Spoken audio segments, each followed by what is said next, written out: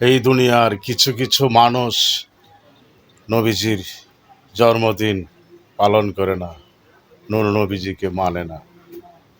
নূর নবীজি সৃষ্টি না হলে এই দুনিয়াতে কিছুই সৃষ্টি হইতো না।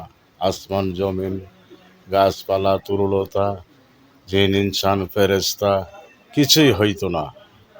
আর আল্লাহ এই দুনিয়াতে নবীজিকে না পাঠাইলে আমরা মুসলমান হইতে পারতাম না, ইসলাম পাইতাম না, কোরআন পাইতাম না, কিছুই পাইতাম না, অন্ধকার থাকতো।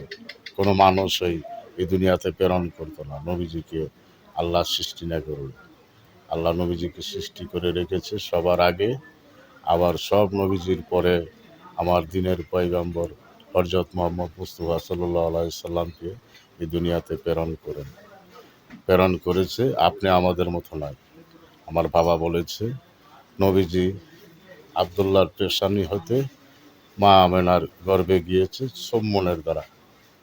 মা আমেনা আব্দুল্লাহর কপালে চুম্বন দিয়েছে, চুম্বনের দ্বারা মা আমেনার গর্ভে নবীজি গিয়েছে। আবার নাভি দ্বারা দুনিয়াতে এসেছেন।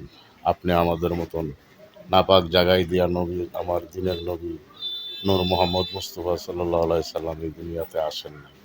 তার উপরে কোনো কথা চলবে না, কারো তুলনা দেওয়া চলবে না।